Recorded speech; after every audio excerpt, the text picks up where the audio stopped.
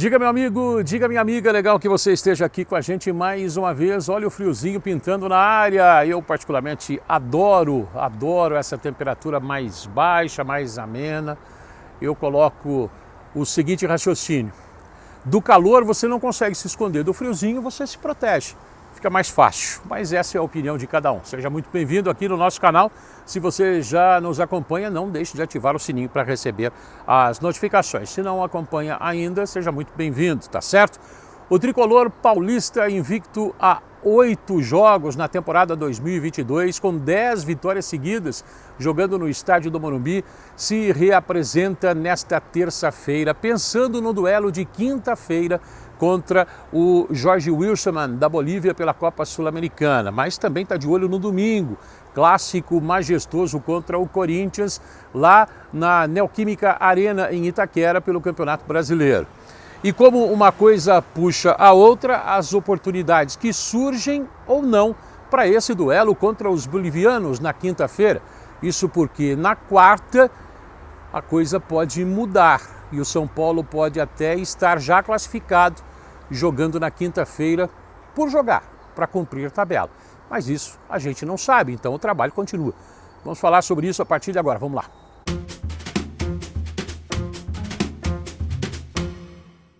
Tem gente ganhando o elogio do treinador do São Paulo nos últimos jogos, tem gente ganhando oportunidade com o treinador do São Paulo. Com tantos jogos em sequência, pode ser a chance de um jovem goleiro depois da saída de Volpi. Então vamos lá, o Rogério Ceni e os dois Thiagos, aquele que saiu e aquele que pode, quem sabe, se manter. Vamos lá, Rogério Ceni. Primeiro eu quero agradecer o Volpi pelo profissionalismo. Eu nunca vi um cara treinar tanto, com tanto afinco, com tanta dedicação. Treinava muito todos os dias. Eu até falava para ele treinar um pouco menos, porque se eu treinasse o que ele treinava, eu não teria aguentado chegar aos 42 anos jogando. É uma escolha, eu acho que também se valoriza o profissional que não aceita, no bom sentido, né? Ficar, talvez, na posição que ele não desejava no começo do ano. Foi atrás do seu futuro e desejo o melhor para ele. Segundo, no momento não há possibilidade de contratações até julho 18, pode ser? 18 de julho, se eu não me engano, que é quando abre a janela. Então nós temos o Thiago Couto, é um goleiro que eu vejo ele como um goleiro que sabe jogar muito bem com os pés, calmo, tranquilo. Está para uma renovação de contrato, aí vai depender dele, do empresário que queiram fazer. Mas a princípio eu não conversei com ninguém, nenhum goleiro. Nós não fomos atrás de nenhum goleiro. Podemos analisar no mercado até julho, e antes de julho vocês podem, tudo que for falado de goleiro é especulação. Para mim, a princípio, o Thiago Couto fica como segundo goleiro.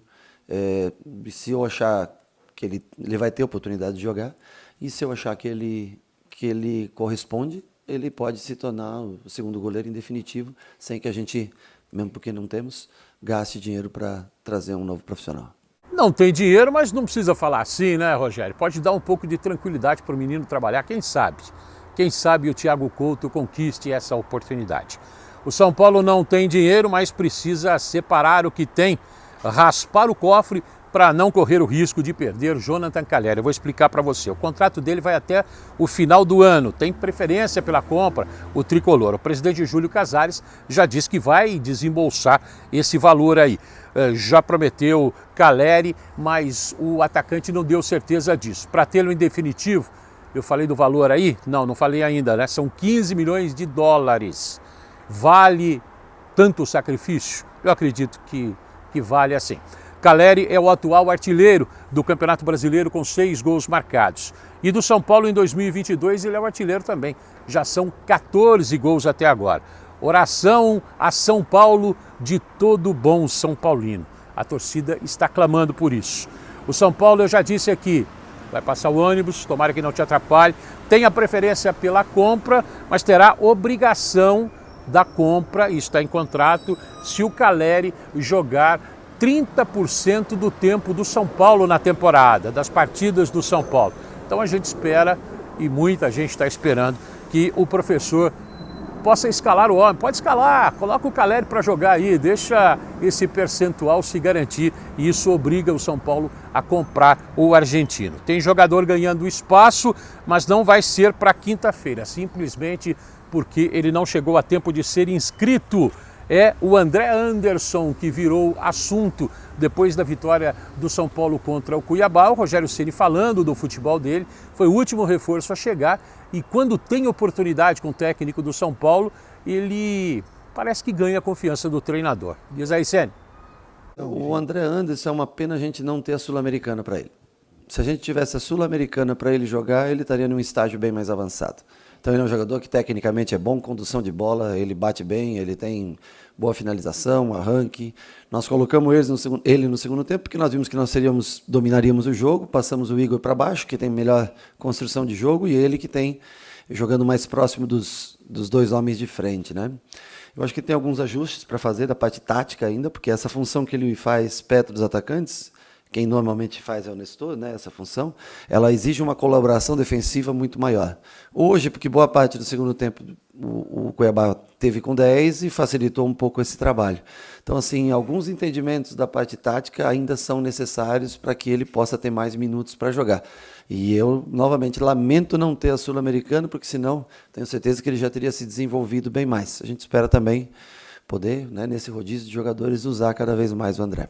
Eu, particularmente, tenho achado que ele apareceu bem como uma grande opção para esse meio-campo do São Paulo. É um jogador que entende bem, é um jogador inteligente, um jogador de jogadas rápidas, tem uma presença ofensiva muito boa. Na marcação, o Rogério já falou aí, ele pode ser uma opção talvez para domingo, já que não pode jogar a Copa Sul-Americana. Quinta-feira tem esse jogo às 9h30 da noite, mais uma vez no estádio do Morumbi, para o São Paulo tentar se garantir já matematicamente na próxima fase da Copa Sul-Americana. Mas isso pode acontecer antes mesmo desse jogo contra o Jorge Wilstermann. Por quê? Porque na quarta-feira se enfrentam no Peru o Ayacucho contra o Everton. Se esse duelo lá no Peru terminar sem vencedor, terminar no empate, o São Paulo matematicamente já estará garantido na próxima fase da Copa Sul-Americana. Lembrando que só um de cada grupo passa. Isso mostra o desempenho do São Paulo até agora nesse grupo na Copa Sul-Americana.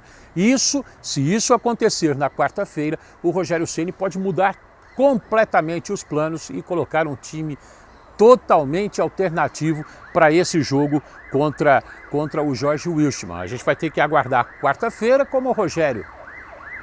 Tem uma sirene aqui, ó. Tomara que não seja nada grave.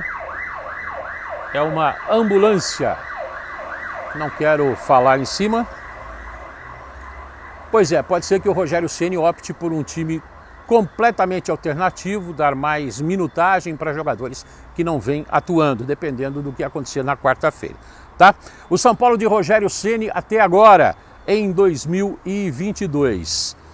Uma derrota nos últimos 12 jogos, 10 vitórias seguidas como mandante, melhor ataque do Campeonato Brasileiro, classificado para as oitavas de final da Copa do Brasil, pertinho da vaga da Sul-Americana. Tá ruim? Não.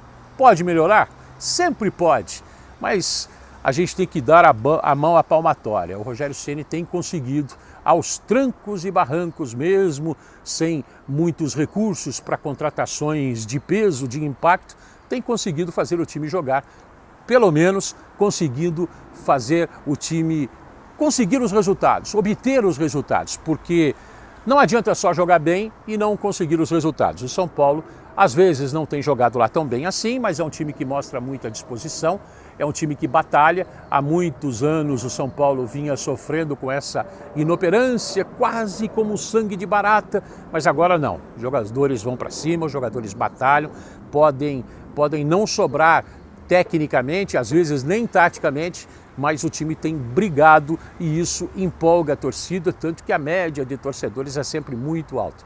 No último jogo contra o Cuiabá, 27 mil torcedores. Expectativa de um número ainda maior para esse duelo de quinta-feira contra o Jorge Wilstermann, que pode já carimbar o passaporte do São Paulo para a próxima fase da Copa Sul-Americana. E aí vão pintar outros problemas, jogos eliminatórios, fase de mata-mata na Copa Sul-Americana, na Copa do Brasil, jogos sempre decisivos no Campeonato Brasileiro, agenda, viagem, essa coisa toda, mas quem é que não quer? Não é? A batalha não é para isso? Se for para ficar desclassificado e ficar fora e não ter viagem, essa coisa toda, não há razão para tanto sonho, para tanto projeto, para tanto até investimento. A gente fica por aqui, eu gostaria da sua opinião, seu comentário, seu desabafo, seu palpite sobre o André Anderson, sobre a possibilidade do Caleri, que tem contrato só até o final do ano, será que o São Paulo vai mesmo contratá-lo em definitivo? Sobre o Thiago Couto, será que esse goleiro merece a confiança para ser o reserva do Jandrei ou, de repente, até ganhar mais espaço com o Rogério Ceni no decorrer das partidas? Serão muitos jogos em sequência. Ou o São Paulo deve ir atrás de um outro goleiro? Quem seria esse goleiro? Tá livre aí para você comentar com a gente. Beijo no seu coração, se proteja do friozinho, eu particularmente gosto muito. Até a próxima, tchau!